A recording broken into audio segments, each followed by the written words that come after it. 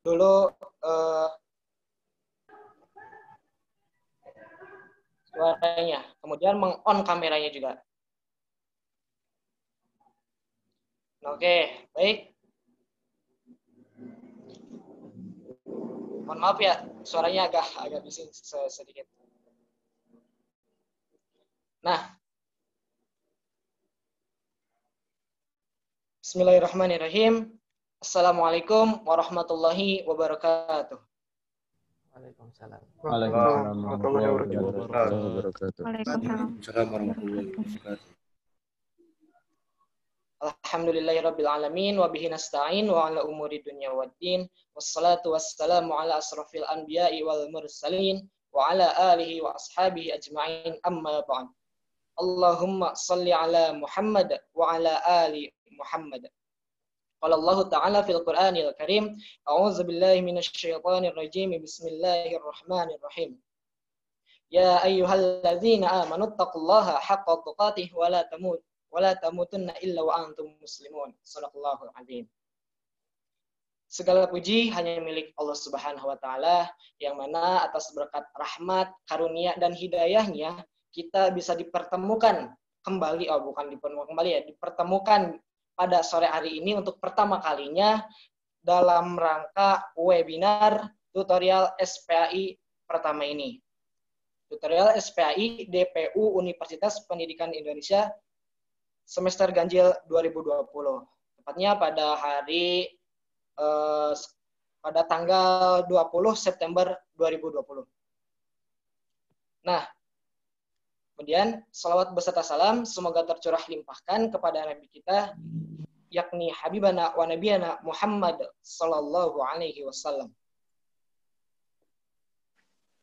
Dan tak lupa juga kepada para sahabatnya, keluarganya, dan juga kepada tabi'in dan tabi'atnya, dan mudah-mudahan bisa sampai kepada kita selaku umatnya yang akan terus memegang teguh agama Islam ini. Amin. Nah, sebelumnya perkenalkan terlebih dahulu, nama saya Muflih Abror Zen. Saya di sini sebagai moderator di webinar tutorial SPAI pertama ini, dan juga webinar tutorial SPAI pertama ini yang bertemakan pola hidup sehat Rasulullah Muhammad SAW sebagai solusi alternatif membangun kesehatan masyarakat. Nah, yang dimana di sini juga akan ada dosen narasumber kita, yaitu Bapak Dr. Pandu Hyang Sewu, STHI MAG, dan juga nanti akan ada penyaji, yang dimana sekarang ada 2 penyaji. Yang penyaji pertama itu adalah dari Teh Amalia Nursadiah dari jurusan Pendidikan Kepelatihan Olahraga B, dan ada Kang Langit Biru dari jurusan Pendidikan Bahasa Jerman A gitu. Nah, saya ingatkan kembali kepada teman-teman semuanya untuk menyimak acara ini sampai dari awal sampai beres dengan sebaik-baiknya, karena nanti akan ada sesi diskusi, kemudian nanti akan juga untuk mencatat resume-resumenya. Nah, oke. Sebelum kita acara dimulai kepada penyajian pematerian, saya di sini nih ingin mengecek terlebih dahulu kesiapan atau ingin mengecek terlebih dahulu semangat akang-akang dan teteh semuanya dalam mengikuti webinar tutorial SPAI yang pertama ini. Nah, oke, ketika saya bilang webinar tutorial SPAI, akang-akang dan teteh semuanya menjawab kuliah cerdas, kerja ikhlas, selalu istiqomah, Allahu Akbar.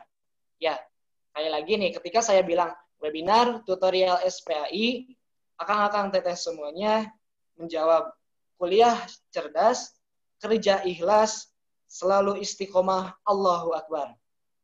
Oke, bolehlah sekarang akang-akang dan teteh semuanya untuk meng-unmute-kan mic-nya. Oke, dipersilakan. Allahu Akbar. Detik. Belum. Tuh, 2, 3, 4, 5. Oke, semuanya udah siap kan? Udah mengunmute-kan? Nah, oke, siap.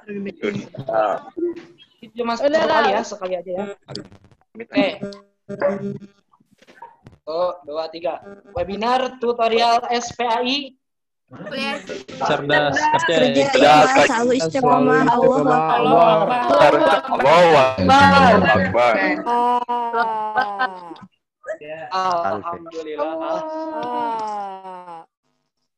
Terlihat semua peserta yang mengikuti hari ini begitu semangat sekali mengikuti, dan saya sangat bisa melihat antusias Akang dan Teteh semuanya.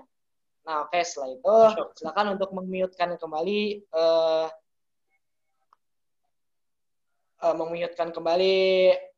mic-nya. Oke, tadi ada barangkali itu yang belum melakukan presensi, dipersilakan untuk melakukan presensi terlebih dahulu.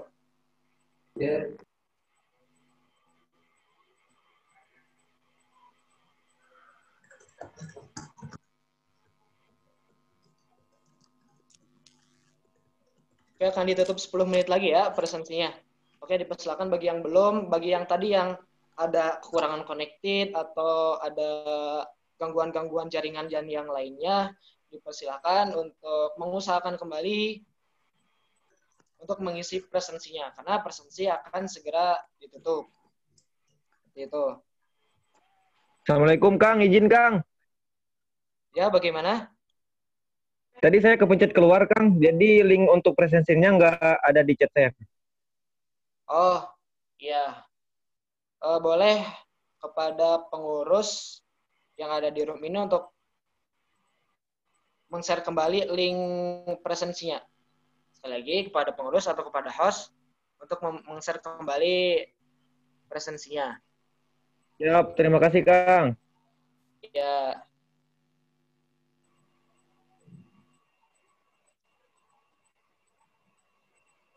Ya, nanti kita mulai pematerian itu pada jam 15.50.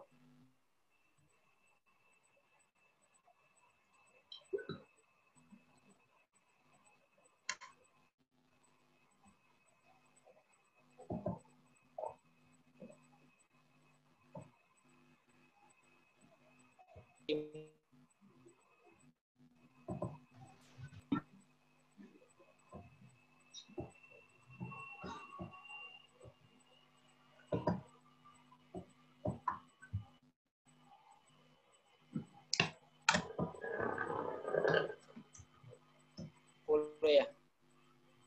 Enggak.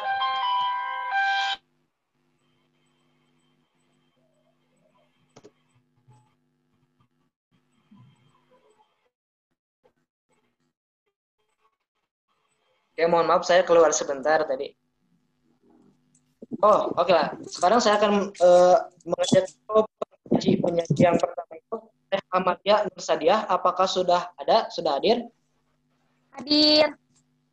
Hadir, Masya Allah. Mantap, mantap. Kemudian Suaranya? selanjutnya ada bagaimana? Terdengar kok, suaranya terdengar. Agak rumek.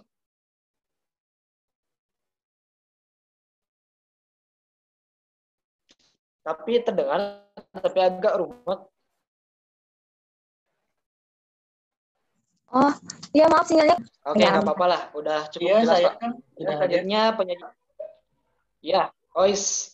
Semangat sekali belum dipanggil. Ini juga Langit Biru. Nah, tadi siap ya Kang Langit Biru, nanti setelah penyaji yang pertama berarti kalau penyaji yang kedua gitu kan. Tadi ada yang bertanya, resumenya itu dari narasumber, dari penyaji atau dari apa? Nah, resumenya itu dari keseluruhan webinar ini. Barangkali teman-teman semuanya yang menyimak dari awal sampai akhir, boleh mau dari penyaji, mau dari ya pendapat teman-teman atau mau dari narasumber, boleh untuk ditulis saja resumenya gitu. Yang penting berkenaan dengan apa yang dari kita webinar kita ini gitu. Ya, itulah maksud saya. Oke, berhubung waktunya udah tepat nih 15.50, maka oleh karena itu kita Oh iya, maaf, saya lupa. sebelum ada penyaji dulu dari peserta dan diskusi, ada penayangan video pembukaan dulu ya. Ada penayangan video pembukaan. Nah, dipersilakan kepada host untuk menayangkan video pembukaannya.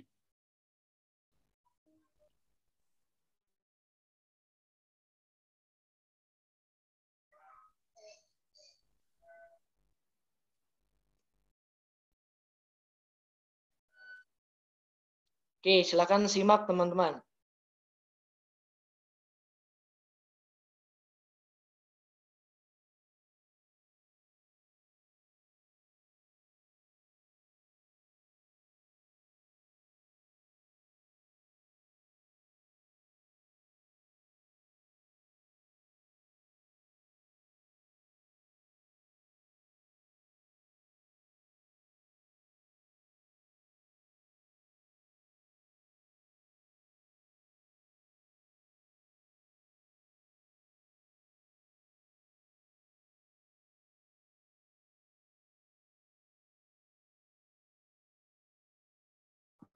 Kang, maaf, nggak ada suaranya. Oh iya, suaranya ya. Pada pengurus, boleh suaranya? Kalau diem-diem aja nggak ada suaranya, Kang. Dan Mungkin bisa dilihat dari gerak bibir dari narasumbernya, mungkin untuk suaranya. Nggak bisa, Kang. Saya bukan anak Bisa, muda. Kang, nebak-nebaknya. Bisa, Kang. Bukan Kalau Senayan. anak FIP mah bisa, Kang. Baca gerak bibir. Oke. Telepati. Oke, berarti ini mungkin ada kendala teknis ya, ada kendala dari penayangan video ini. Bagaimana panitia, apakah kita dilanjutkan aja ini untuk penayangan video?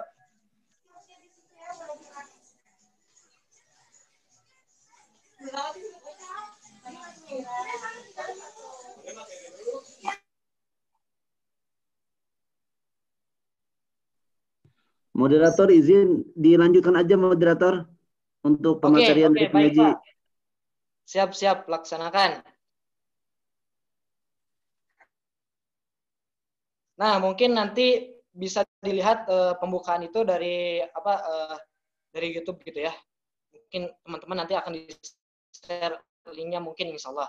Nah, selanjutnya kita langsung aja kepada yang acara inti yang kita tunggu-tunggu, yakni kepada penyaji yang pertama, yaitu kepada Teh Amalia Nursadiah dari jurusan Pendidikan Kepelatihan Olahraga B. Saya persilakan.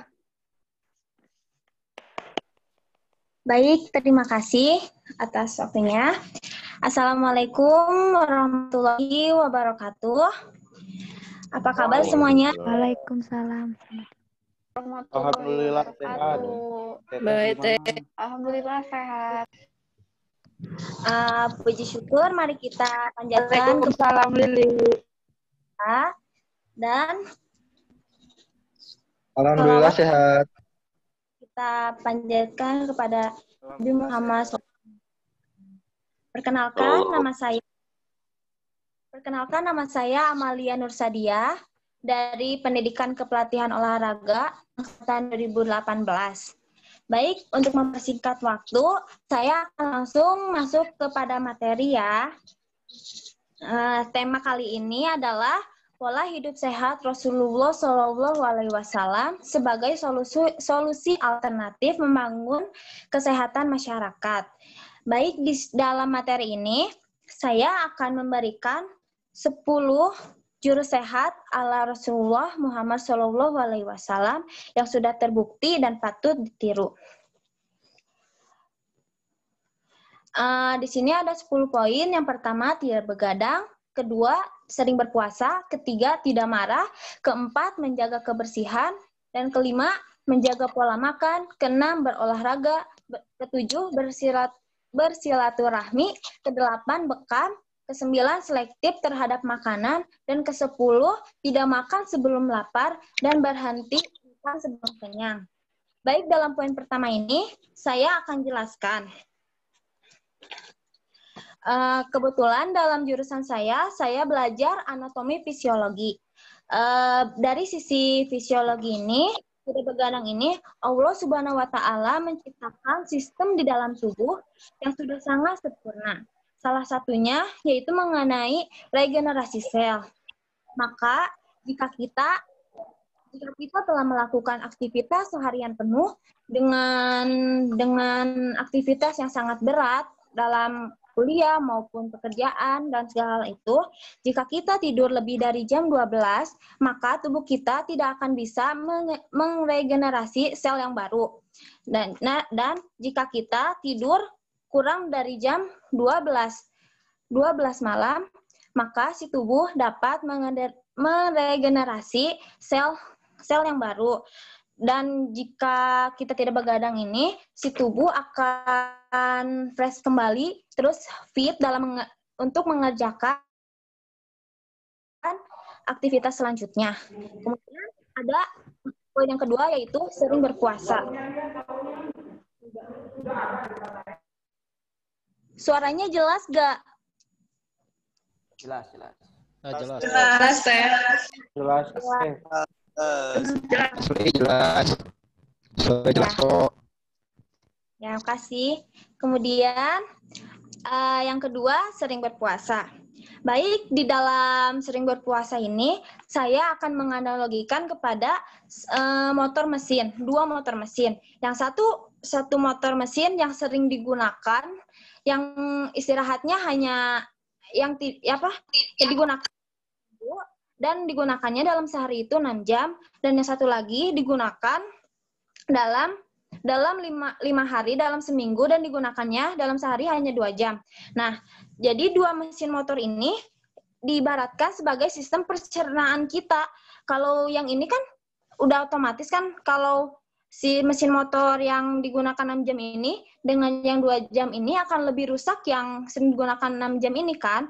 Nah, jadi dengan berpuasa itu dianalogikan seperti yang mesin motor ini yang 2 jam digunakan dalam sehari dan 5 hari dalam seminggu ini akan lebih tidak mudah rusak gitu. Jadi si sistem pencernaan kita itu akan baik dan membuat tubuh kita menjadi sehat, seperti itu. Kemudian ada tidak marah. Rasulullah SAW pernah menasihati sahabatnya sebanyak 3 kali yang berbunyi yaitu jangan marah. Nasihat ini menunjukkan bahwa hakikat kekuatan manusia bukan terletak pada jasad, melainkan kebersihan jiwa.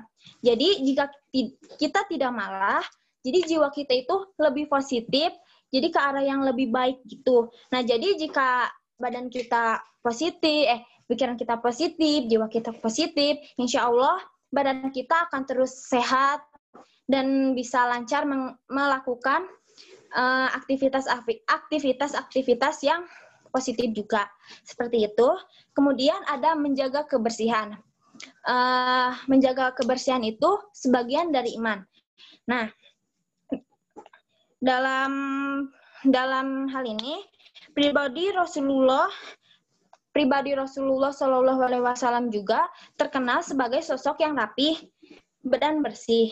Nah, jadi dengan keadaan bersih juga kita akan lebih terhindar dari penyakit dan kita akan tetap sehat gitu. Seperti itu. Kemudian yang kelima, menjaga pola makan. Kebiasaan menjaga pola makan ini ada kebiasaan dari Rasulullah Shallallahu Alaihi Wasallam, yaitu di pagi hari Rasulullah selalu mengkonsumsi air dingin dicampur dengan madu asli. Kemudian di saat duha Rasulullah memakan 7 butir kurma karena air dingin dicampur dengan madu dan kurma itu adalah sebagai anti racun yang bisa membuat tubuh kita lebih sehat, seperti itu. Jadi dengan menjaga pola makan juga sistem pencernaan kita akan tetap sehat dan hidup kita dan diri kita juga tetap sehat, seperti itu. Kemudian ada berolahraga. Baik, di sini seperti yang udah kita tahu kan ya, dalam Islam tuh ada olahraga sunnah, yaitu berkuda, memanah, dan berenang. Dalam perkuliahan saya di PKO ini khususnya semua mahasiswanya diwajibkan bisa berenang dan alhamdulillah semuanya bisa berenang. Jadi alhamdulillah mahasiswa PKO melakukan beberapa sunnah Rasul, yaitu olahraganya berenang. Di sini saya hanya akan menjelaskan berenang karena untuk berkuda dan memanah saya hanya tahu sekilas-sekilas, takutnya saya salah juga. Karena saya masih belum belajar tentang hal itu, saya hanya belajar tentang berenang. Yang sesuai yang saya tahu di sini, berenang itu membutuhkan asupan oksigen yang lebih dibandingkan dengan olahraga di darat. Sehingga kalau kita rutin olahraga berenang, dampaknya itu akan lebih besar kepada tubuh kita. Jadi tubuh kita itu akan lebih sehat juga sih, sehat dan kuat gitu, akan lebih fit gitu, dan lebih tentunya kalau sehat dan fit gitu akan terhindar dari penyakit seperti itu. Kemudian ada yang ketujuh, yaitu bersilaturahmi. Dengan bersilaturahmi ini kita melakukan hal-hal baik nih. Nah, karena hal baik ini akan membuat jiwa kita itu senang, jiwa kita tuh lebih positif, lebih baik ke arah yang tidak melenceng lah gitu. Apa sih? Jadi jiwa kita tuh kayak lebih positif aja pokoknya. Nah, ini tuh kayak kurang lebih sih sama kayak tidak marah gitu sih, dengan jiwa kita yang lebih positif ya pastinya jiwa raga kita, jiwa kita tuh akan lebih sehat seperti itu. Kemudian ada bekam. Bekam ini adalah kayak pengobatan alternatif yang berguna agar tubuh kita lebih sehat seperti itu. Kemudian ada selektif terhadap makanan. Selektif dalam memilih makanan ini, kita harus bisa selektif memilih yang halal dan yang benar, yang halal dan yang haram. Dan dengan memakan makanan yang halal juga, pastikan lebih banyak manfaatnya gitu, akan lebih baik bagi tubuh kita, dan jadi pencernaan kita tuh akan lebih bagus, akan lebih sehat, dan ke tubuh kitanya juga akan sehat. Kemudian yang terakhir, tidak makan sebelum lapar dan berhenti sebelum kenyang.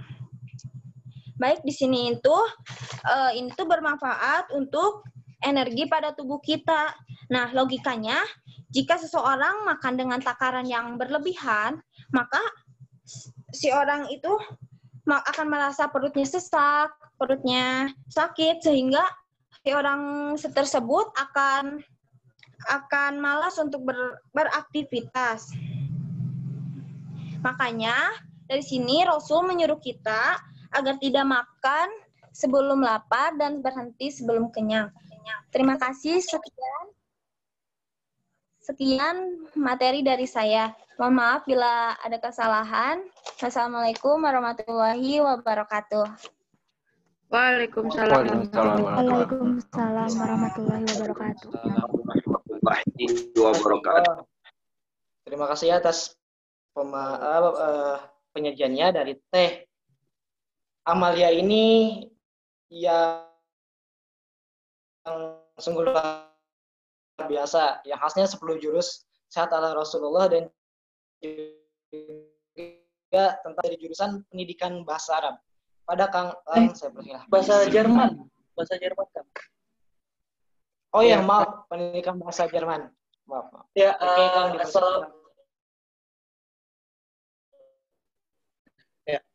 Assalamualaikum warahmatullahi wabarakatuh.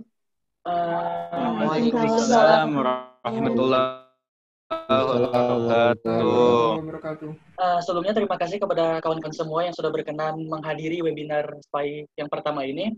Perkenalkan, nama saya Elang Langit Biru dari Program Studi Pendidikan Bahasa Jerman A 2018.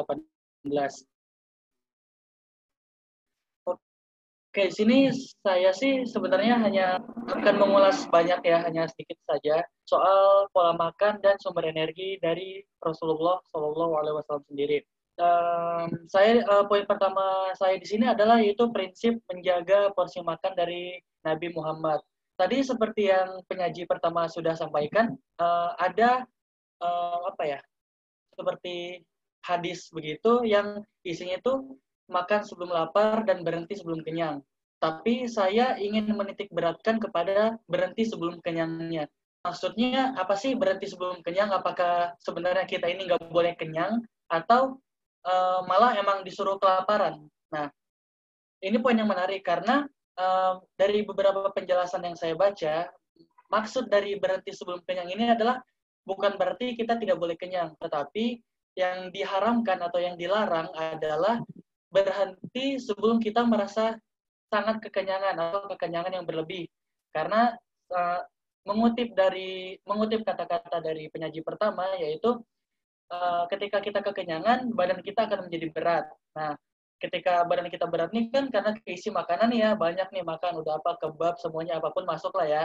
Nah, di situ nanti kita tuh kayak merasa malas gitu untuk beribadah kepada Allah Subhanahu wa taala karena ketika kita kenyang otomatis tubuh tuh akan mengeluarkan hormon kantuk. Nah, Rasulullah takutkan ketika kita makan dengan berlebih justru kita malah beribadah gitu kepada Allah Subhanahu wa taala. Begitu.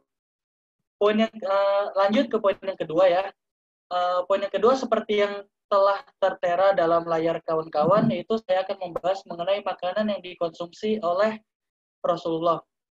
Sebenarnya kawan-kawan sendiri bisa baca ya, ada beberapa lah di situ. Cuman saya tidak akan bahas semuanya, hanya akan bahas beberapa saja. Yang pertama saya ingin bahas adalah mengenai roti dan gandum. Nah, kenapa sih Rasulullah suka mengkonsumsi roti dan gandum? Nah, ternyata roti dan gandum ini banyak manfaatnya kawan-kawan. Mungkin kawan-kawan ada yang belum tahu gitu ya. Nah, di sini saya ingin menyampaikan informasi saja. Nah, ternyata roti dan gandum itu salah satu manfaatnya adalah dia tuh rendah kalori, tapi zat gizinya tinggi. Nah, salah satu zat gizi yang terkandung dalam roti ataupun gandum yaitu vitamin B. Nah, vitamin B ini mungkin teman-teman dari PKO juga sudah tahu ya, dia tuh vitamin B ini banyak sekali manfaatnya karena terdiri dari beberapa variasi kayak B1, B2 dan selanjutnya. Nah, di vitamin B ini itu salah satunya bisa untuk menyehatkan mata, bisa masuk ke kulit juga, atau bisa ada hubungannya dengan syaraf lah, pokoknya itu. Nah, terus maksud dari rendah kalori ini apa nih? Nah, rendah kalori ini kan berarti tidak memakan kita bisa merasa kenyang dengan tidak mendapatkan asupan yang terlalu banyak, karena salah satu kandungan yang ada dalam gandum ataupun roti adalah serat. Nah, serat ini seperti yang teman-teman tahu, dia itu bagus untuk pencernaan kita kan. Nah, makanya gandum sendiri baik untuk dikonsumsi oleh orang yang sedang sedang menjaga berat badan ataupun ingin menurunkan berat badan mereka. Nah, terus manfaat yang selanjutnya adalah ternyata roti dan gandum ini bisa menahan kenyang lebih lama. Kenapa bisa menahan kenyang lebih lama? Karena terdapat serat. Nah, serat itu setahu saya ya agak lama untuk dicerna oleh tubuh, sehingga tubuh tuh bisa merasa penuh atau merasa kenyang untuk waktu yang agak lama. Begitu. Contoh yang makanan selanjutnya adalah daging kambing. Nah, kawan-kawan tahu sih pasti kalau kita mengkonsumsi terlalu banyak daging kambing nih kan bisa bikin pening, bikin pusing, bikin linglung, atau untuk orang tidak baik untuk orang yang punya kolesterol. Nah, tapi sebenarnya daging kambing ini dianjurkan nih oleh Rasulullah. Kenapa? Jika daging kambing diolah dan dimasak dengan baik, ternyata manfaatnya banyak.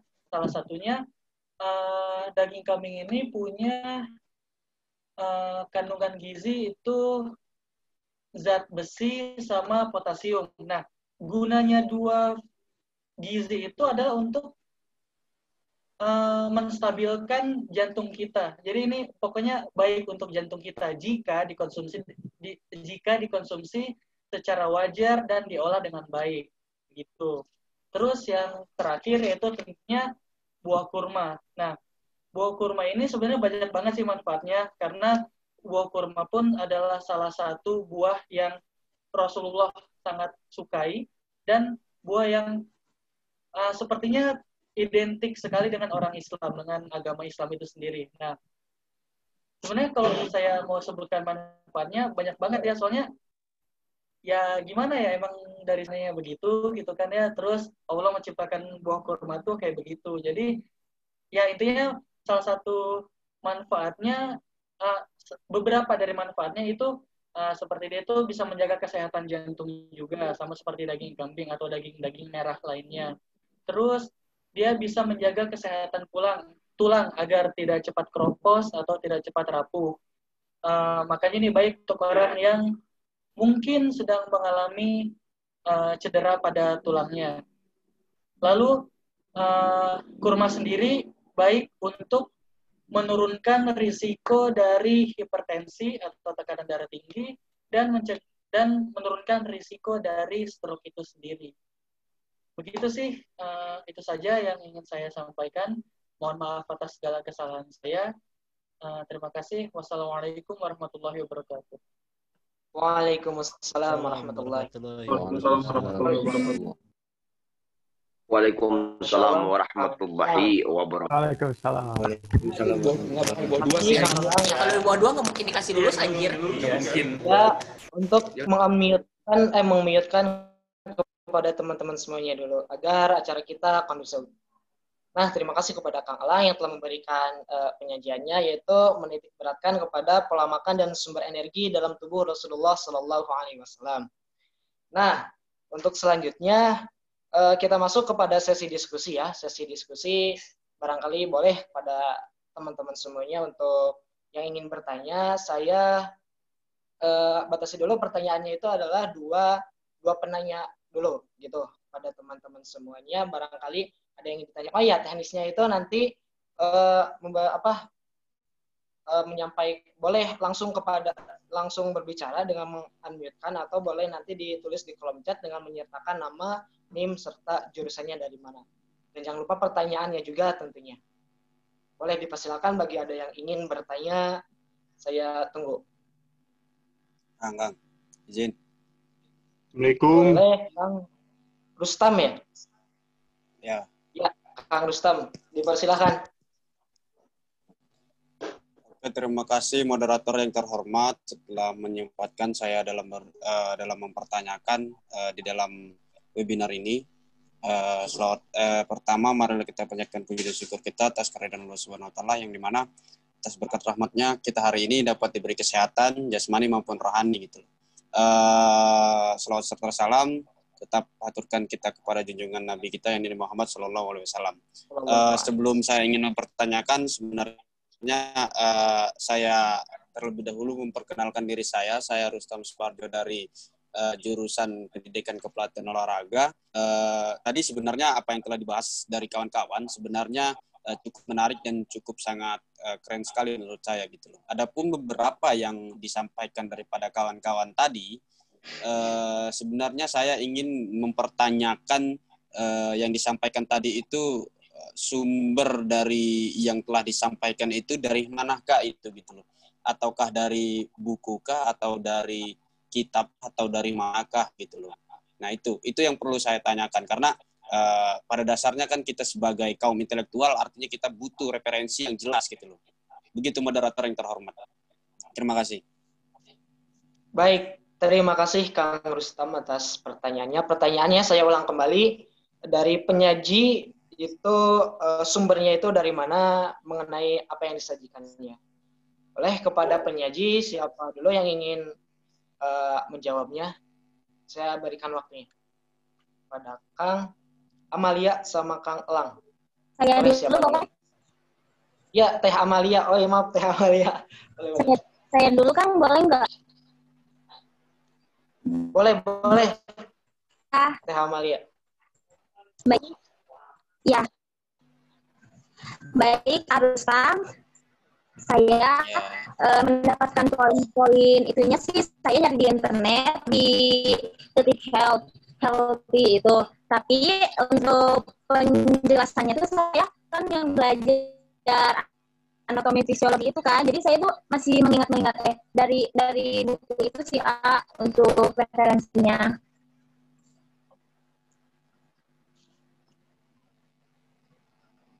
Ustaz? Ya. Sudah cukup? Internetnya tuh maksudnya internet apa berbentuk? Maksudnya internetnya itu berbentuk jurnal kah atau apakah? Kan semua internet kan itu universal gitu loh. Gitu. Website website itu sih bukan jurnal. Oke. Terima kasih.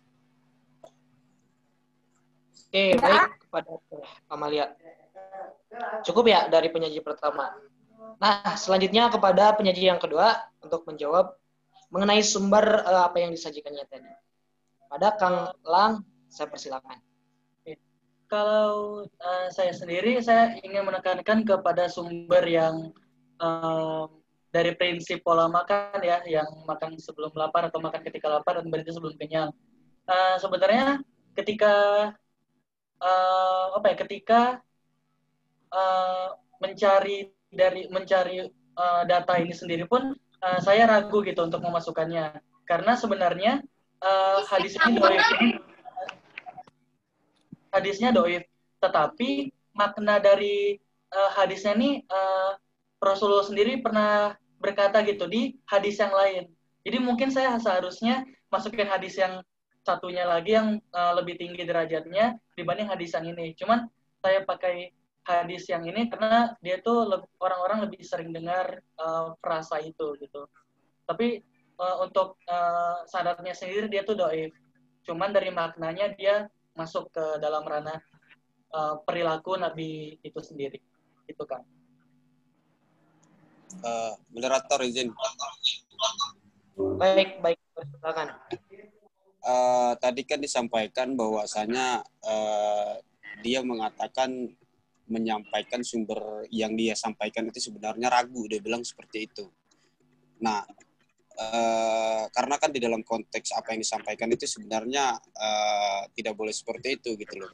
Nah, tadi pun yang saya tidak paham disampaikan oleh saudara ini adalah terkait hadis itu tuh maksudnya apa gitu loh. Itu. Saya soalnya belum connect gitu otak saya gitu loh ketika disampaikan hadis itu tuh maksudnya apa gitu. Seperti itu moderator. Maksudnya sanadnya kan ya Kang ya, maksudnya sanad dari hadisnya kan atau apanya, karena ya gitu kan maksudnya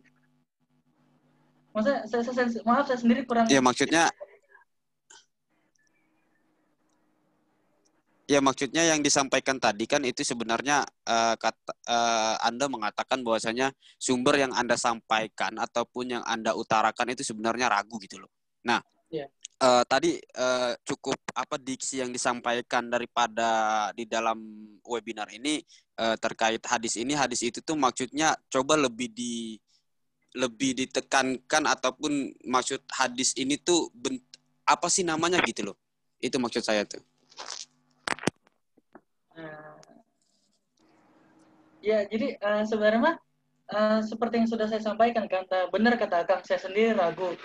Cuman karena sebenarnya ada lagi hadis yang memang lebih kuat, tetapi isinya hampir sama gitu. Ujung-ujungnya memang mengatakan bahwa untuk kita tuh makan ketika lapar dan berhenti sebelum kenyang. Tadi di penyajian saya sendiri, saya mengatakan kan, saya sendiri menjelaskan bahwa apa sih maksud dari berhenti sebelum kenyang ini gitu. Nah, yang saya katakan itu berdasarkan hadis dari emang yang dirujuk gitu loh, emang hadis yang rujukan lainnya yang memang lebih tinggi gitu. Cuman saya tidak sebutkan apa begitu, atau mau disebutkan maksud Akang, maksudnya mau disebutkankah hadis yang lebih tingginya atau bagaimana?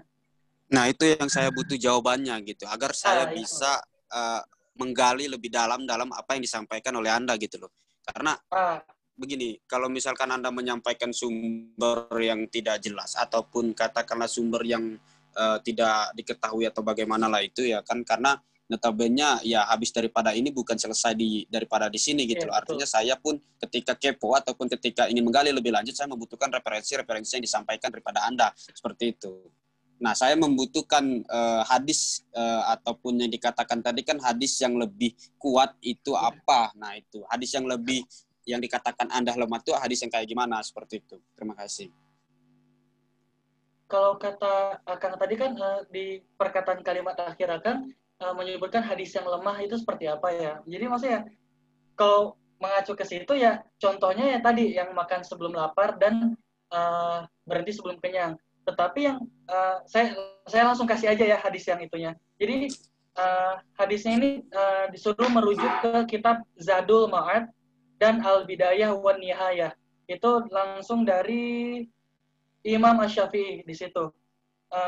Di situ Imam Syafi'i langsung menjelaskan sih. Jadi dampak atau efek dari kekenyangan tuh yang membuat badan menjadi berat, hati menjadi keras, menghilangkan kecerdasan, membuat sering tidur dan lemah untuk ibadah. Begitu Kang untuk hadis yang yang langsung dari Imam Syafi'i lah, yang memang sudah sahih. Nah, kalau yang dikatakan hadis yang kuat itu hadis apa namanya tuh hadisnya? Nama hadisnya? Hadis apa sih? Iya, punten itu bukannya. Izin boleh? Moderator, coba diatur lagi moderator. Oke Pak, siap. Oke. Untuk ini ya antara tadi penanya sama pemateri.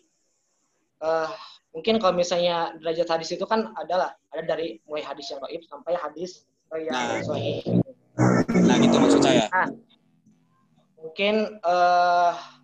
mungkin kalau apa yang disampaikan dari penyaji itu maksudnya kalau mengenai hadis tersebut itu masih asal usulnya itu masih agak diragukan gitu, mungkin agak diragukan karena mungkin ya saya juga kurang tahu sih, tapi setahu saya itu hadisnya itu masih masih itu termasuk hadis atau termasuk kata mutiara, kata nasihat atau bagaimana. Nah, mungkin karena kita juga di sini semuanya sebagai seorang mahasiswa dan juga kita tidak memperdalam mengenai asal-usul hadis mengenai tersebut gitu. Nah, mungkin nanti bisa diperjelas atau bisa disampaikan mengenai penjelasannya oleh pemateri oleh narasumber kita yakni Pak Pandu gitu ya. Nanti mungkin akan lebih detailnya akan disampaikan oleh beliau gitu. Ya, begitu Kang Rustam. Oh ya, siap. Terima kasih. Oke, terima kasih Kang Rustam atas pertanyaannya. Nah, sekarang satu lagi penanya, barangkali dari akang-akang teteh semuanya ada yang ingin ditanyakan lagi. Apa, moderator? Ya. Izin menambahkan pertanyaan yang tadi, boleh? Ingin bertanya maksudnya ya, bertanya? Enggak, ingin menambahkan jawaban pertanyaan dari Kang Rustam. Oh gitu, menambahkan jawaban. Boleh dipersilahkan. Ya, sebelumnya perkenalkan terlebih dahulu, nama saya Muhammad Kiki Rizky dari PKO 2018B. Di Indonesia ini banyak sekali hadis-hadis dhaif tapi populer. Seperti yang tadi disebutkan, berhenti makan sebelum kenyang, dan ada pernah dengar hadis seperti ini? Jagalah kebersihan, karena kebersihan sebagian dari iman. Sebenarnya kastanya itu dhaif. Tetapi Imam An-Nawawi dalam fatwanya, ini ijma ya para ulama, bahwa boleh saja mengamalkan hadis dhaif. Untuk menyikapi hadis dhaif itu dilihat dulu ada manfaatnya atau tidak.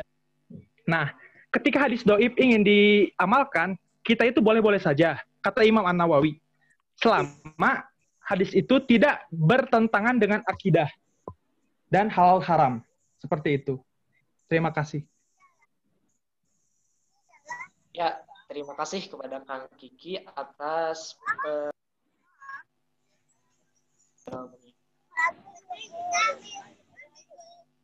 nah, kemudian ayo, mobil Dede mana? Selanjutnya saya ingin kepada kakak dan teteh semuanya, barangkali ingin bertanya lagi, saya persilakan untuk satu penanya lagi. Boleh, Akang dan teteh. Mau Akang, mau teteh, boleh lah. Assalamualaikum, Kang. Waalaikumsalam, Teh Amalia. Ya. Boleh, Teh. Amelia. Oke, Teh, boleh. Ya, dipersilakan. Mau nanya, Kang. Tadi kan dibahas ya 3 olahraga sunnah Rasul. Kan ada memanah, berkuda, dan berenang. Terus di dalam berenang itu kan mau cewek ataupun cowok, tapi bajunya itu pada ngetat tuh, Kang. Nggak ada baju khusus gitu buat renang. Terus buat renang yang gimana ya, jadi mengundang kalau renang kan pasti pada ngetat, Kang. Sedangkan di kebanyakan yang pakai kerudung juga kebanyakan kalau saya lihat ya pada ngetat. Jadi gimana itu, Kang? Ininya apanya sih?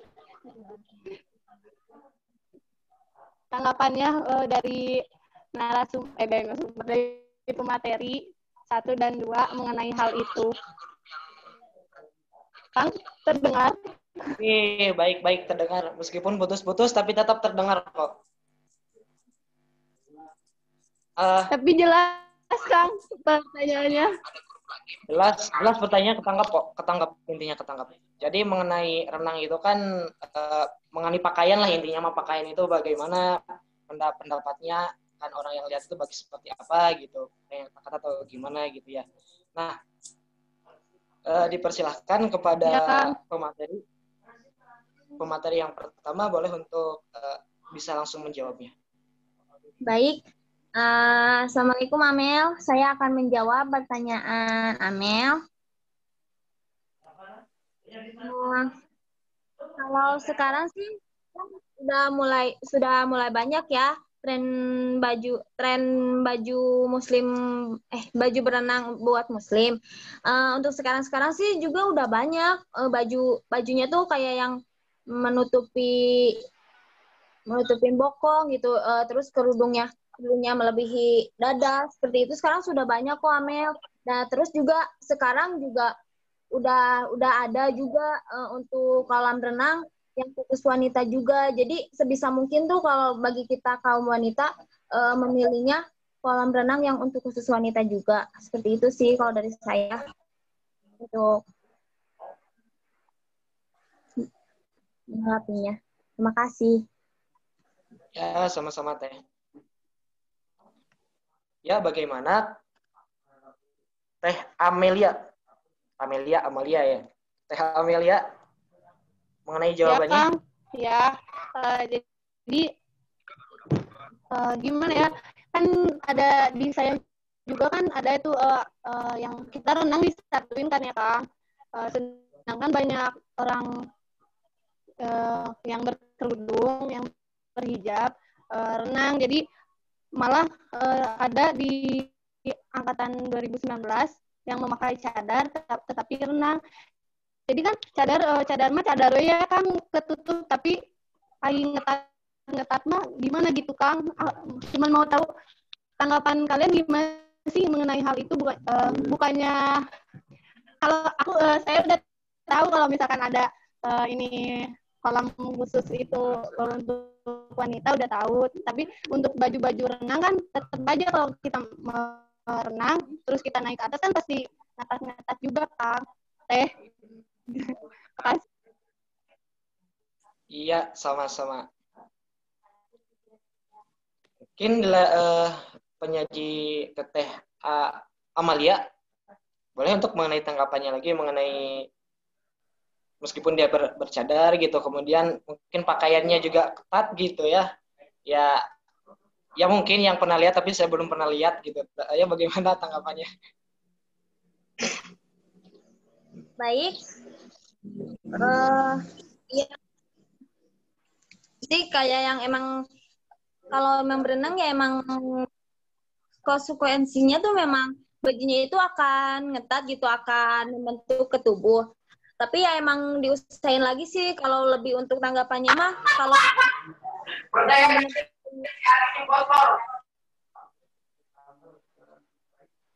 Ya, kalau Teh emang Amalia. bener-bener nggak ingin kelihatan, emang kalau emang bener-bener nggak ingin kelihatan oleh cowok tuh emang solusinya tuh emang ke kolam renang yang khusus cewek sih. Emang kalau untuk ngetat baju tuh saat berenang nggak bisa dihindarin, itu akan emang terjadi. Tapi kalau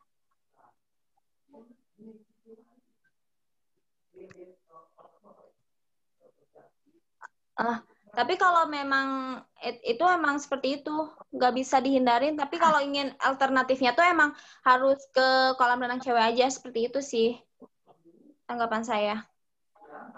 Oke. Ya, makasih, berarti udah itu bagaimana tanggapannya? Udah cukup? Udah cukup mungkin ya? Kang, Kang mau nanya Kang, boleh Kang? Cukup Kang, makasih Teh Amalia.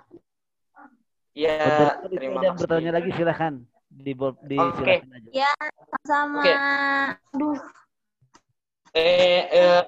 Tadi Kang ada yang mau bertanya, Kang Widi. Kang siapa tadi? Ya, saya mau bertanya Kang. Nama saya Muhammad Febi. Oh iya. Boleh. Nama saya Muhammad Febi dari Teknik. Saya mau bertanya. Tadi kan perihal masalah renang itu, aurat itu untuk perempuan.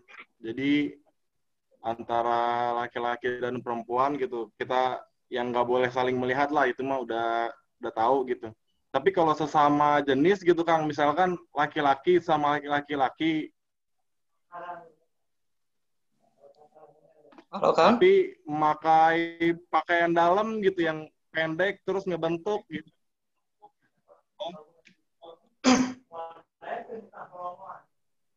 Oke, Kang. Cek. Oke, mungkin udah ketangkep ya pertanyaannya. Jadi gini, kalau tadi jadi apakah sama?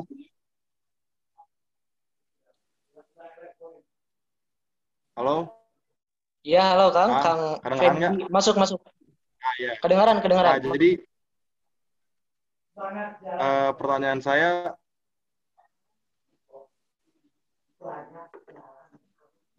kalau tadi kan antara perempuan dan laki-laki, tapi antara laki-laki dan laki-laki, gimana pendapatnya gitu kan? Laki-laki juga nggak boleh melihat aurat laki-laki gitu.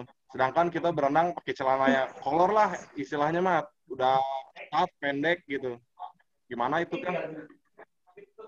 Oh iya, oke. Terima kasih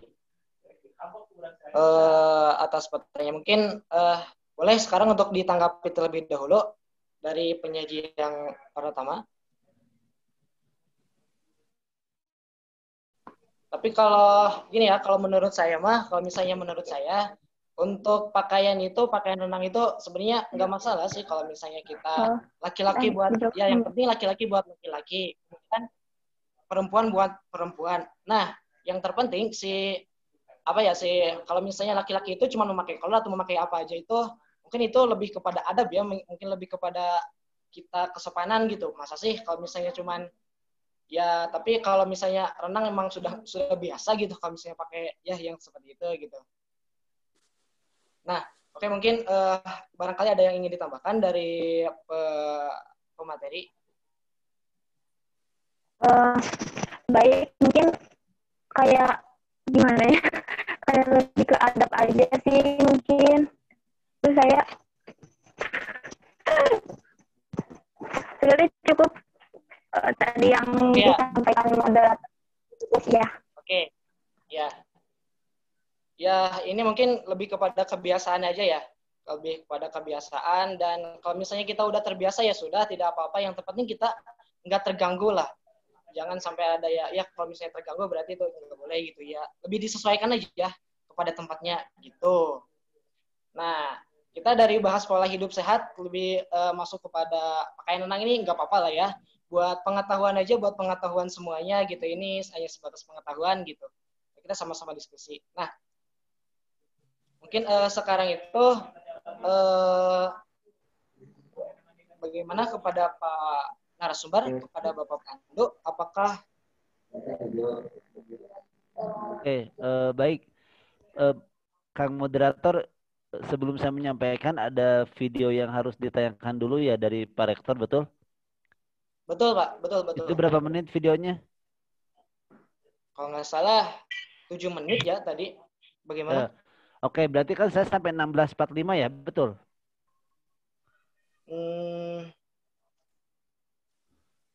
Di waktunya betul? Betul Pak, betul. Ya, baik. Silakan Betul, tayangkan dulu nanti saya berbicara berarti sisa dari setelah penayangan Pak Rektor video ya. Silakan moderator. Iya. Ya, dipersilakan kepada panitia pengurus untuk menyampaikan penayangan video.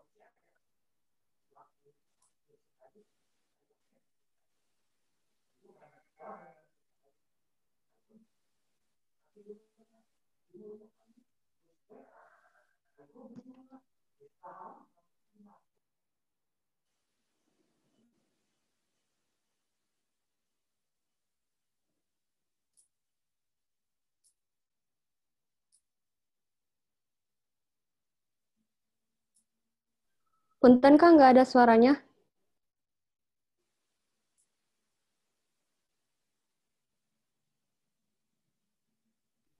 Bagaimana panitia? Boleh diperbaiki terlebih dulu suaranya?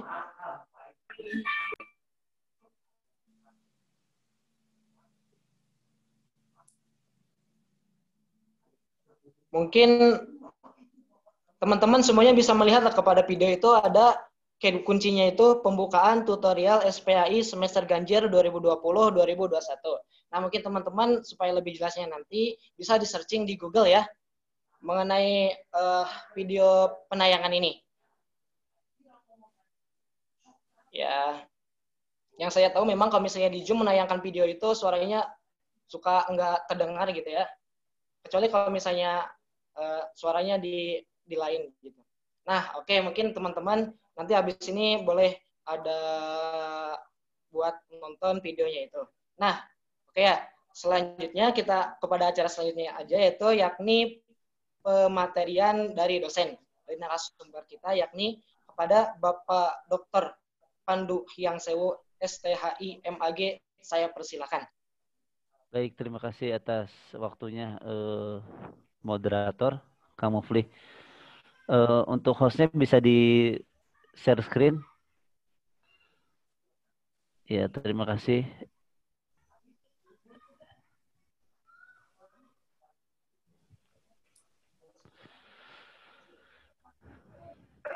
Sudah bisa ya, baik. Bismillahirrahmanirrahim. Assalamualaikum warahmatullahi wabarakatuh. Waalaikumsalam warahmatullahi wabarakatuh. Alhamdulillahilladzi hadana li hada wa ma kunna linahtadiya laula an hadana Allah. Asyhadu an la ilaha illallah wa asyhadu anna Muhammadan abduhu wa rasuluh. Allahumma shalli wa sallim wa barik ala Muhammad wa ala ali Muhammad wa sahbihi ajmain. Amma ba'du. Teman-teman yang kami banggakan, alhamdulillah ini merupakan pelaksanaan tutorial SPAI pertama dan dalam keadaan daring virtual. Kebetulan saya diamanahkan sebagai koordinator dalam tutorial SPAI ini. Ini pengalaman luar biasa. Alhamdulillah masih bisa terlaksana. Biasanya kita bisa tatap muka di Al-Furqan, sekarang tatap maya melalui virtual seperti ini. Dan alhamdulillah peserta partisipan juga saya lihat banyak di room yang satu ini. Semoga kita bisa istiqomah. Amin ya rabbal alamin. Baik, teman-teman, kita sharing aja ya sebenarnya. Sebelum saya menyampaikan, mungkin kita ingin lebih mengevaluasi untuk kedepannya. Jadi fokus kita pada tema pembahasan kali ini adalah tentang pola hidup sehat ala Rasulullah SAW. Walaupun tadi di diskusi memang pertanyaan masih terhadap satu titik bahasan, belum sampai membahas yang lebih luas. Saya pun menyimak dari room chat ya dan dari diskusi teman-teman. Tapi tidak apa-apa, itu adalah bagian dari ikhtiar kita. hadis yang tadi ditanyakan oleh Kang Rustam, betul ya. Itu sebenarnya hadisnya doif dan sudah dijelaskan juga tadi oleh siapa, saya kurang tahu namanya, dari FPOK juga. Memang kita boleh mengamalkan hadis doif itu, tapi tidak untuk syariat. Karena apa? Rasulullah dari setiap perkataan, kebiasaannya pun itu adalah sunnah untuk kita. Toh tidak salah kita menjadikan itu sebagai sunnah. Tapi kalau untuk landasan syariat memang itu hadisnya harus hadis yang sahih, tidak hadis yang doif. Mungkin seperti itu. Seperti kebiasaan Rasulullah pola hidup sehat seperti yang tadi. Kita itu adalah suatu kaum yang tidak makan dan yang tadi gimana tuh? Tidak makan sampai gimana? Saya kok lupa. Nahnu qaumun la nakul hatta naju wala, kita adalah suatu kaum yang tidak makan sampai kita merasa lapar. Kemudian sebelum kenyang sudah berhenti. Jadi sebenarnya itu lebih kepada pola hidup sehat. Tidak berbicara medis dulu, tentunya medis pasti ada kesesuaian dengan kebiasaan Rasul. Nah, termasuk ini saya ingin share screen juga tentang pola hidup sehat Rasulullah. Bisa diperbesar lagi? Ya. Baik, terima kasih. Ini definisi. Yang kedua adalah aktualisasi strategi dan filosofi. Tema ini sengaja menjadi tema yang pertama berhubung sekarang kita masih berada di masa pandemi. Memang bagaimanapun juga kita tidak bisa menghindar dari wabah ini dan tentunya kita harus punya strategi. Baik, yang pertama definisi, silakan next, terus lagi, terus next. Oke, ini menurut WHO ya, berhenti. Jadi sebenarnya patokan WHO dalam mendefinisikan tentang sehat itu apa? Pertama adalah complete physical. Fisik. Jadi fisik dulu. Baru yang kedua adalah mental and social. Ada hal yang harus kita garis bawahi, teman-teman. Menurut WHO ini definisi sehat itu adalah fisik dulu. Fisik kemudian didukung oleh mental dan sosial. Nah, jadi hal-hal seperti ini yang perlu kita dukung. Memang betul. Nah, dalam agama kita adalah bagaimana hati kita bersih, pikiran pun selalu berpikiran yang baik-baik. Ini akan berpengaruh terhadap kesehatan kita sebenarnya. Oke, next. Lanjutkan. Nah, ini Dunitz itu dia mengatakan upaya dalam memberdayakan anggota rumah tangga supaya sadar, mau, dan juga mampu untuk menerapkan perilaku hidup sehat. Ternyata pola hidup sehat itu tidak bisa dilakukan oleh individu saja. Contohnya begini, penyebaran COVID ini, kalau satu keluarga ada yang terkena COVID, maka yang harus dites rapid ataupun swab itu adalah semua anggota keluarga. Karena upaya sadarnya harus dilakukan dengan komunal atau komunitas keluarga tersebut. Nah, rumah tangga anggota tubuh itu lebih kecilnya adalah begini. Kalau pikiran kita tidak sehat, maka akan berpengaruh terhadap pola-pola yang lainnya. Telat makan karena ada pikiran, kurang tidur, dan melampiaskan terhadap hal-hal yang tidak sehat. Nah, jadi itu ada suatu keterikatan dan keterkaitan. Oke, next. Kemudian Kus Irianto dia mendefinisikan sebenarnya lebih kepada kebiasaan ya. Sehat itu terletak tadi an-nazofah minal iman. Oke, saya tidak akan lebih membahas itu hadisnya doif. Tadi sudah dibahas oleh teman-teman. Nah, hidup bersih serta sehat dalam kehidupan sehari-hari baik pada waktu berada di kelas ataupun di luar kelas. Sebenarnya begini, lebih kepada pembelajaran. Kebiasaan-kebiasaan itu mau tidak mau sekarang harus dibiasakan. Karena kalau tidak dibiasakan, wabah itu akan terus ada. Sebenarnya wabah ini akan terus ada sampai akhir zaman, sampai kapanpun. Namun solusinya adalah tentang pola hidup yang harus lebih bersih daripada sebelumnya. Pola-pola hidup seperti ini tidak bisa dilakukan oleh individu, tapi oleh komunitas bersama. Nah, oke, selanjutnya. Nanti kita akan cerita tentang strategi Rasulullah ya. Oke, next. Terus lanjutkan lagi. Oke, lanjutkan. Ini tentang aktualisasinya. Kita lihat praktek sehari-hari Rasulullah. Yang pertama, gemar berolahraga. Teman-teman jujur, beruntung sekali bagi teman-teman semua yang sebelumnya saya masih berbicara strategi ya. Nah, gemar berolahraga. Kenapa ini penting? Karena memang berolahraga itu menjadi salah satu fisik. Jadi indikator fisik yang sehat itu ada pada olahraga. Nah, kemudian tadi sempat dibahas ya, berkuda, memanah, dan berenang. Nanti tadi itu teman-teman fokusnya masih dalam berenang dari pertanyaan diskusi itu. Sebenarnya sekarang memang sudah banyak bagaimana memberikan solusi terhadap kaum perempuan supaya agar tetap bisa berenang dengan menggunakan kain yang dapat menutup aurat. Sederhananya begini sebenarnya. Memang di Bandung juga sudah ada kolam renang khusus perempuan ya. Tapi masih ada minusnya. Minusnya apa? Kalau memang kolam tersebut khusus untuk perempuan, maka yang jaganya pun mulai dari petugas kebersihan, keamanan, satpam itu harus perempuan semua. Karena itu adalah daerah perempuan. Nah, walaupun nanti di dalamnya perempuan tersebut masih menutup aurat sebenarnya. Nah, sekarang bagi atlet, teman-teman di FVOK tentu lebih mengerti. Coba di share screen-nya lebih besar lagi ini. Nah, apakah atlet itu mudah menggunakan pakaian renang yang menutup aurat? Pasti rada gombrang kan gitu. Mungkin kayaknya kan pasti ini. Dan memang berat kalau untuk digunakan untuk berenang. Jadi solusi yang konkret sebenarnya bisa saja itu disediakan tempat olahraga berenang khusus untuk perempuan dan laki-laki dilarang masuk, termasuk mahramnya pun tidak boleh. Mungkin seperti itu. Jadi olahraga menjadi ukuran pertama. Yang kedua, Rasulullah mengatur pola makan. Tadi juga sudah dijelaskan. Memang Rasul belum berhenti sebelum menemukan 2 jenis makanan. Ini hadis riwayat Tirmizi. Jadi kalau sudah menemukan roti, tidak akan berhenti dulu sampai nanti menemukan kurma. Antara roti, kurma, roti, kurma. Mungkin roti bisa dikatakan dengan gandum kalau di sana. Yang ketiga adalah hidup bersih. Ini sedang gencar-gencarnya dilakukan di dunia. Hidup bersih ini. Cuci tangan, menggunakan masker.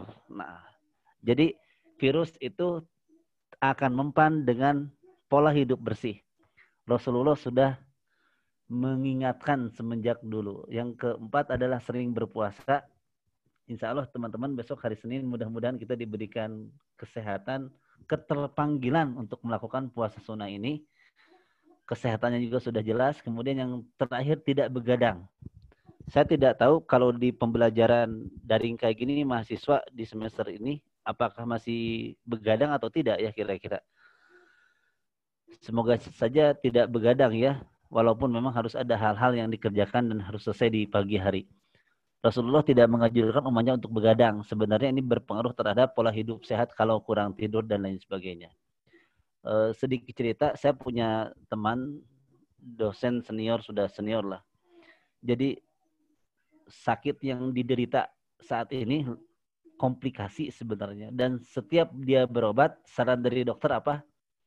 Pak, Bapak tidak berolahraga, Bapak kurang olahraga, jadi harus berolahraga dan berolahraga. Sekarang semuanya serba WFH, kita juga menatap tatap mayat terus setiap waktu. Sayangnya yang biasanya kita jalan dari satu gedung ke gedung lain pun berkurang, berhubung kita sedang WFH. Jadi harus diupayakan sedemikian rupa. Oke, next. Silakan next.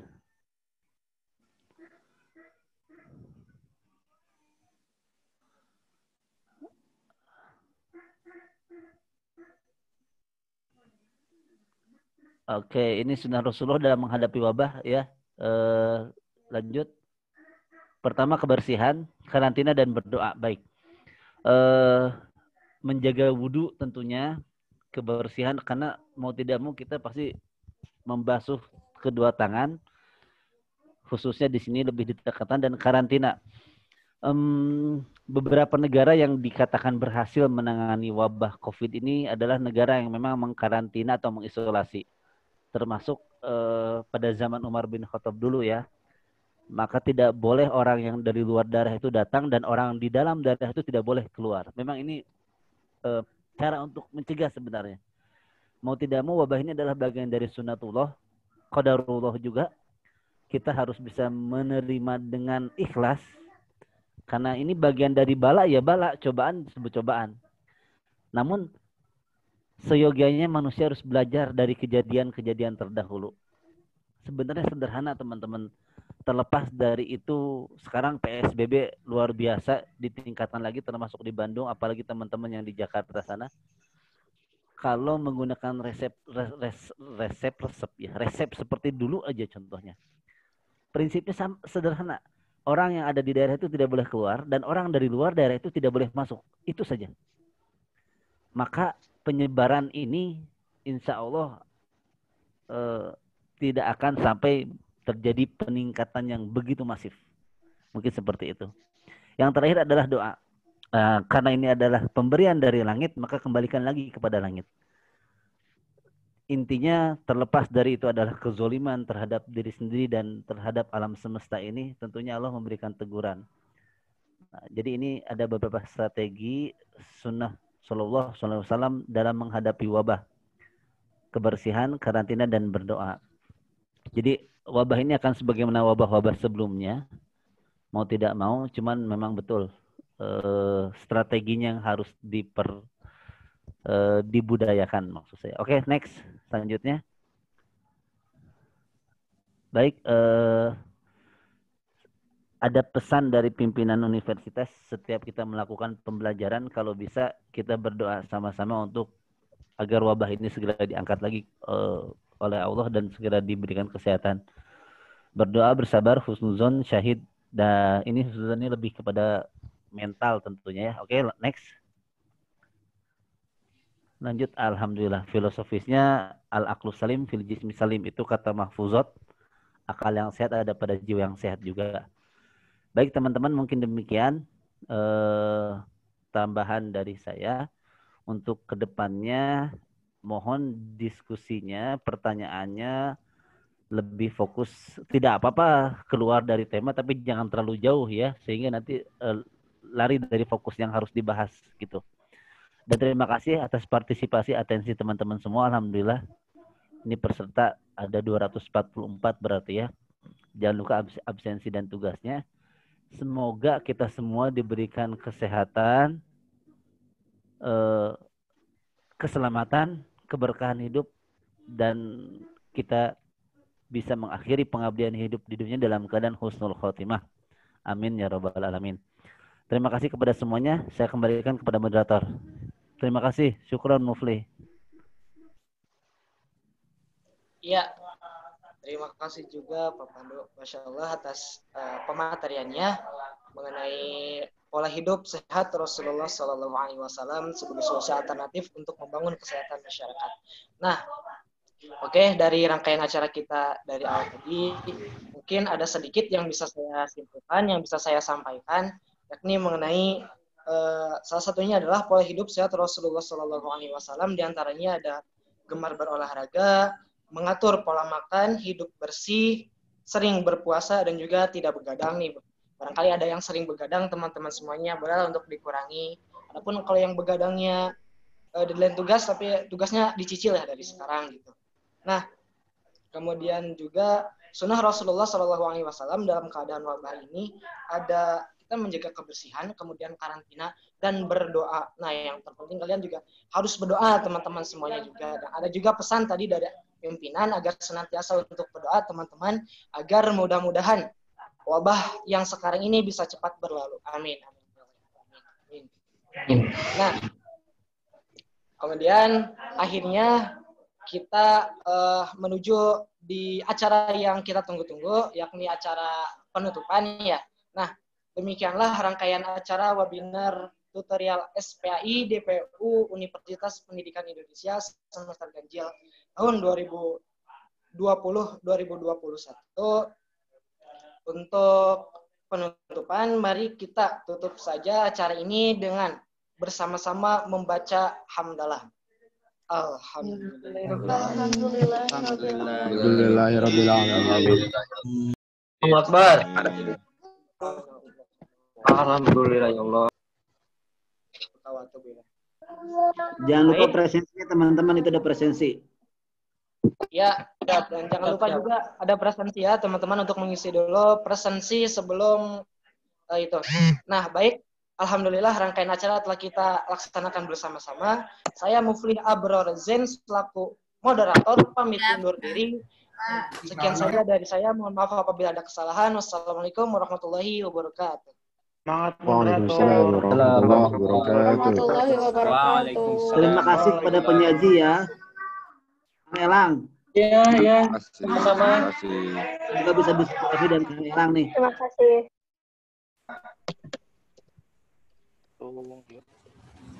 Ya teman-teman dipersilakan yang sebelum live untuk mengisi presensi terlebih dahulu.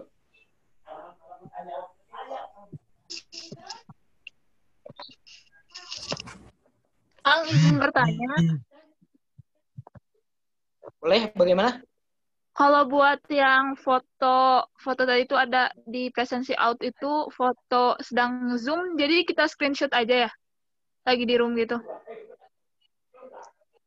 Iya, sebagai bukti mungkin ya. Di screenshot aja ya sekarang lagi nge-zoom, pas tadi juga itu ya. Selfie, Pak, selfie. Oh iya, oke.